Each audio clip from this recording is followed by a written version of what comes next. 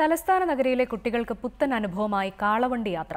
മാതൃഭാഷ പഠിപ്പിക്കുന്നതിനായി പ്രൊഫസർ മധുസൂദനൻ നായർ ആരംഭിച്ച മലയാളം പള്ളിക്കൂടമാണ് കുട്ടികൾക്ക് വേണ്ടി കാളവണ്ടി യാത്ര സംഘടിപ്പിച്ചത്. തിരുവനന്തപുരത്ത് അവശേഷിക്കുന്ന 3 കാളവണ്ടികളിൽ ഒരെണ്ണമാണ് യാത്രയ്ക്കായി ഉപയോഗിച്ചത്. പണ്ടൊക്കെ കാളയും കാളവണ്ടിയും എന്ന് കേട്ടാൽ കുട്ടികൾക്കൊരു അത്ഭുതമായിരുന്നില്ല. എന്നാൽ തിരുവനന്തപുരം മാനവീയ വീതിയിൽ മലയാളം പള്ളിക്കൂടം സംഘടിപ്പിച്ച കാളവണ്ടി യാത്രയിൽ പങ്കെടുക്കാനെത്തിയ കുട്ടികൾക്ക് കാളവണ്ടി യാത്ര ഇതുവരെ കാണാത്ത പുതിയൊരു അനുഭവമായി. കാറാണോ കാളവണ്ടിയാണോ നല്ലതെന്ന് ചോദിച്ചാൽ മറുപടി ഇങ്ങനെ. കാളവണ്ടി പോകുമ്പോൾ നല്ല കാറ്റൊക്കെ കിട്ടുന്നുണ്ട്. ഇനി കാളയാരാണെന്ന് ചോദിച്ചാലോ? ദാ ഒരു കുറുമ്പന്റെ മറുപടി ഇങ്ങനെ. പശുവിന്റെ ഹസ്ബൻഡ്.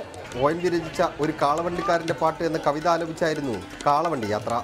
നട നട കാളേ ഇടം വലമടി കുടമണി തുള്ളി നട നടോ നട.